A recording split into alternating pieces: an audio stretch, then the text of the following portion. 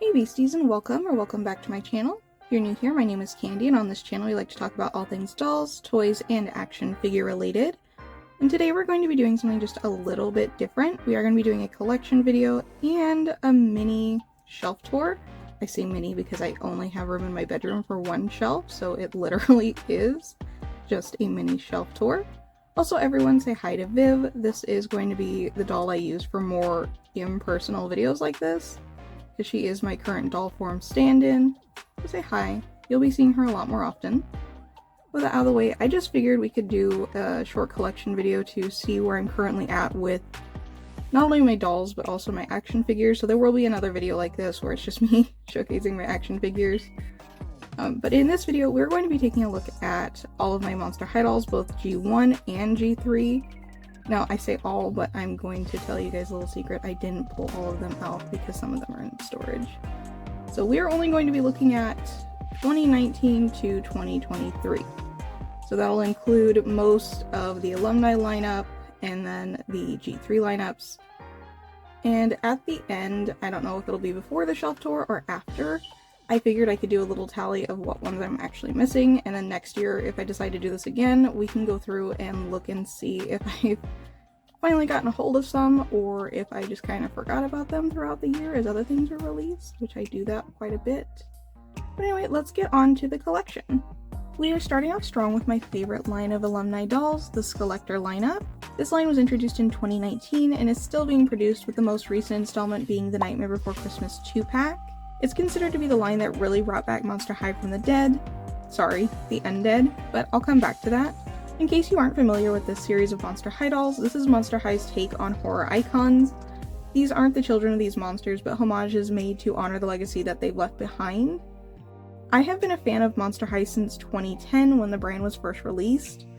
Back in the DeviantArt days, I remember seeing so many different takes on the children of famous horror movie icons like Pinhead, Freddy Krueger, and Candyman. And this line to me is like a love letter to those days when a young me was just getting into horror and finding myself and the community I wanted to be a part of. Now, with all that positivity about this lineup out of the way, let me air out my dirty laundry with the line. I'm saying that like I actually have something super serious to say when it's really not. It's minor things. So go ahead and take a look at all the dolls that I've shown you so far, and the first issue that I'm going to bring up should be glaringly obvious. There is a huge lack of male representation in this line. So far, this line has only had 2 male dolls since it was released in 2019, that being Frankenstein and Jack Skellington. And I'm well aware of the excuse that comes up every time when it's pointed out, boy dolls don't sell well. That's always what the company will tell you when you ask them this question. And yes, I'm saying it's an excuse. I feel that Monster High and Mattel have the capacity to create some amazing designs for the boys, just like they do for the girls, and just choose simply not to. Something to take into account while I'm mentioning this is that this is a line aimed at adult collectors. It's not Playline, but it's being treated that way. And that nicely segues into my next issue, which is the decreasing quality between each release. The Collector line has steadily been decreasing in quality each year. So to really show you guys an example of what I'm saying, I'm going to start off with Elvira, because I believe she's currently the only Collector doll without a good amount of accessories included. When she released, she came with her stand, her certificate of authenticity, and, well, her obviously. She doesn't feature any accessories, she has no pet, even though she does have one within her franchise, and she is, in my opinion, the weakest doll of this Collector lineup because of this. I'm not going to get into her design because that could be a whole video in and of itself, so we're going to move on to the Nightmare Before Christmas set, and we are going to be focusing on Jack. Since I don't currently own this set, I'm using Zero's Dolls on Instagram for reference. I'm going to link his account below. Please go ahead and go show him some love. He makes some amazing customs, as you can see on the screen. And we're going to move on from that. Jack is his own unique sculpt, as he is our first male skeleton doll, and while that is amazing in and of itself, I feel that he suffered because of that fact. His clothing is all one piece and is made of a very cheap fabric with a printed pattern. Now, this isn't something new for Monster High, but it's really disparaging to see it on a doll that's heralded as being a collector item and is priced to reflect that. This change has me increasingly worried for the future longevity of this line as a whole. Now we are onto the line I think was almost fully responsible for bringing back the Monster High line, Haute Couture.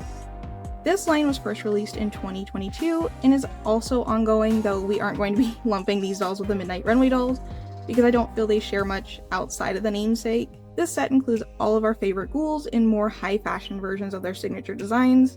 These dolls almost completely mirror their first releases by coming with diaries, purses, combs, and stands.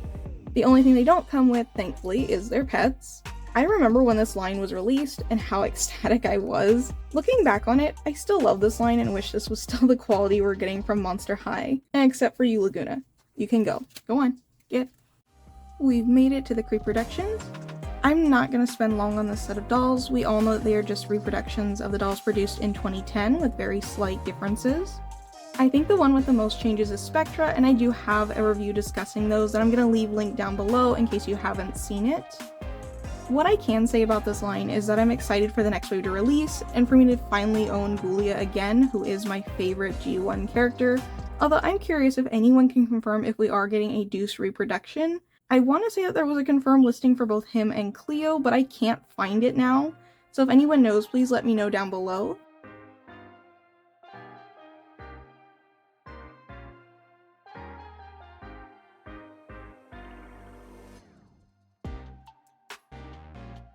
Now on to my least favorite alumni line, Holiday.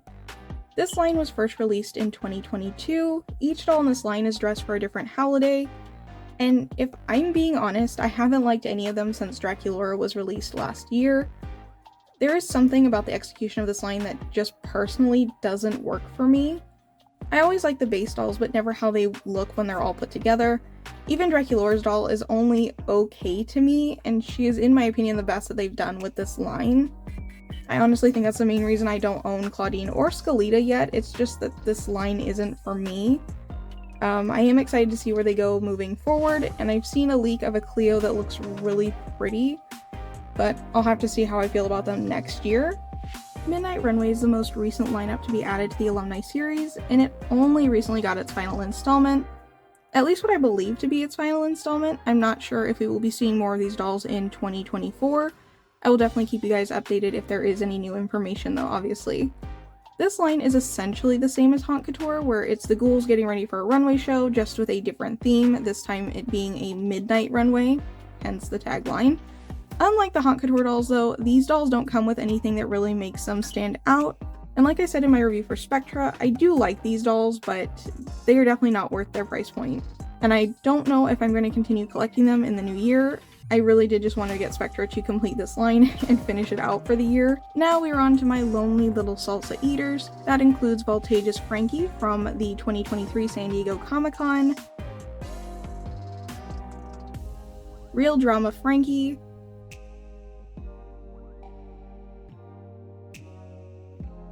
Ghoulux Ghoulia from the Fan Club membership,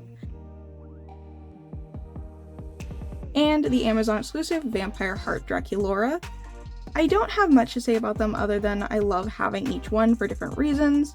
They're each unique in their own way, and I think some of them are some of their best designs that they've had yet, specifically looking at Draculaura and Ghoulia. And with that out of the way, we are finally going to be moving on to my G3 collection. Woo, we finally made it to my collection of G3 Monster High dolls, and unlike the G1 alumni releases, I'm not going to go into a super huge amount of detail, because these are currently what's on the market for kids and collectors alike. So all I really want to say is that I cannot believe that we have had these dolls for an entire year already. That is insane to me. It does not even feel that it's been an entire year, but it has been. It honestly feels like just yesterday that they were released, and I am really excited to see where this line goes because I feel like it's so much fun. I love the bright, vibrant colors they went with for this lineup, and I love the inclusivity that they've added to Monster High that I feel was missing from G1. It's really wonderful to see, and I hope they continue, and I'm so excited for what they do next.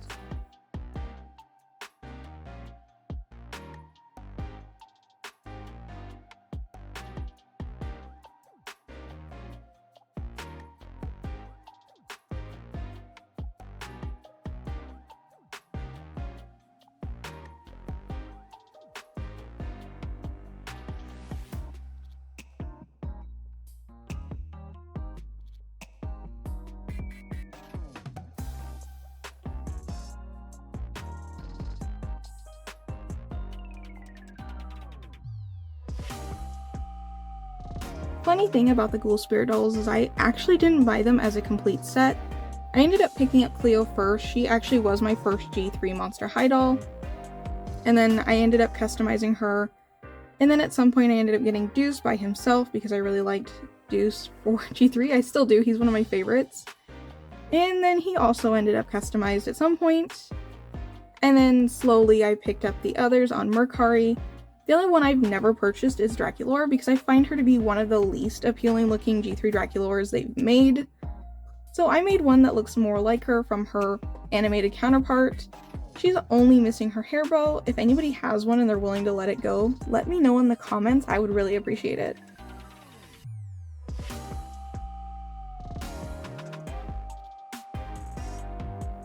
Okay, so my collection of Skulltimate Secrets is honestly really sad.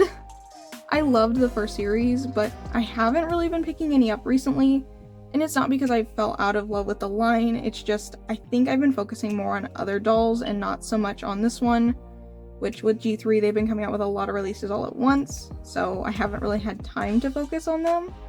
The last one that I purchased was Viridescent Cleo, which I actually didn't purchase, she was a birthday gift, so the last time I got one was in July.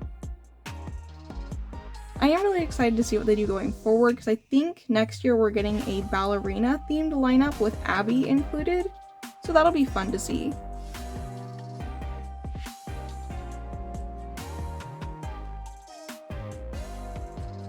And now my last technically full collection of G3 dolls is the Creepover Party lineup. I'm missing the newest set with the second versions of Draculaura and Claudine, but I'm happy to say I have all the first versions, including Spade, Laguna, and Twyla. With this line, I'm really hoping that we get a second wave with more characters like Deuce and Cleo, but honestly I doubt that's going to happen, but I don't know. Stranger things have happened before. I would definitely love to see Deuce get a version because his little outfit in the show is so cute to me. Like, they dress him so nicely in the show, and then his dolls just don't get the same treatment, and it makes me really sad. Before we finish taking a look at my G3 collection, I wanted to do a little honorable mention section for my Wolf Family Quartet. That includes my slightly customized Claude Wolf doll, my duplicate Creepover Claudine, my duplicate Skulltimate Secrets Claudine, and my Day Out Claudine. And now back to the collection. And just like with my G1 collection, I do have some single releases. That includes my Coffee Break Deuce. I did actually have Frankie at one point, but then I decided to customize them, so I don't have them anymore. My Gorganizer Draculaura, and the Entertainment Earth exclusive Fancy Laguna Blue, which there's also a review for her on my channel. I don't recommend it. This was before I kind of figured out what I was doing and got good. I'm going to use air quotations for that. But you can watch it if you choose to. I'll leave a link down below. Alright, and here is the Promise shelf tour. Like I said, it's a really small shelf. It's only one shelf along my bedroom wall. It has 3 compartments, so I kind of have to be really selective with what I choose to put in here. So we got the top shelf, which is my favorite shelf, and that's all my G1 alumni releases and some older ones. As you can see the Nephra and Cleo up there. Second shelf is the G3 shelf. It wasn't always. I actually had the G3 up on the top shelf, but then I ended up kind of running out of room, so they ended up getting moved down here. There's still a bunch of open space down here because I don't have that many. And then my third shelf is kind of just my MGA shelf. So right now I have mostly Brats, but I did pull out a few of my OMGs, including Bubblegum DJ, who I do have a video of. I'll leave a link down below in case you want to watch it. But yeah, this is basically just my MGA shelf, but this is a shelf that actually ends up changing the most. It started out as my OMG shelf, and then it went to Rainbow High, and now it's Brats. So it's always kind of just like an MGA shelf. I just kind of flip through the dolls that I want to have displayed. So that is my shelf. It's not much, but it works for me.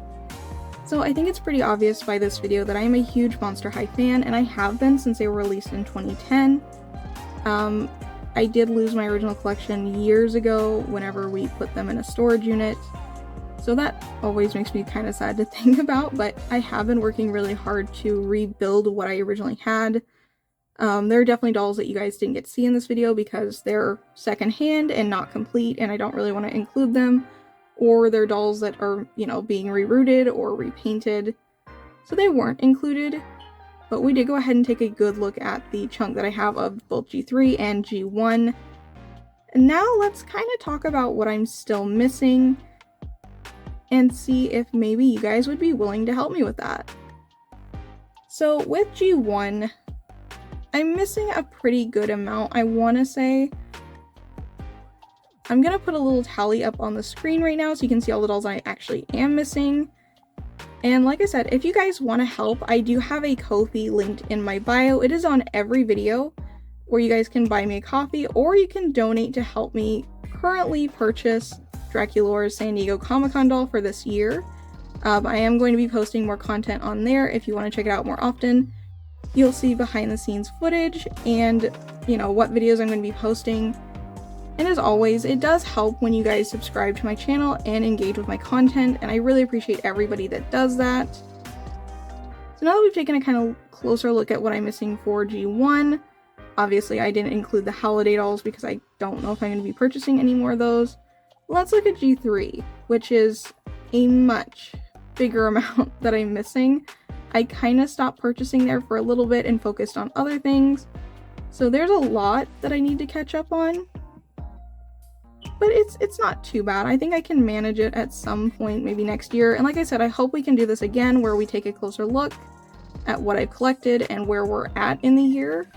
Next year I might try to do one closer to the middle of the year and then one at the end of the year so that we can see if I've made any improvement, if I've gotten rid of some dolls, what's going on, how I feel. This will just be a fun way for us to communicate and hopefully build a nice community together where we can have open discussions.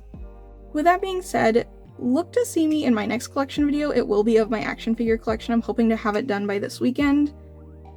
And if you guys want to support the channel, feel free to go ahead and comment, like, subscribe, share, hit that bell icon notification, and I will see you guys in my next one. Bye!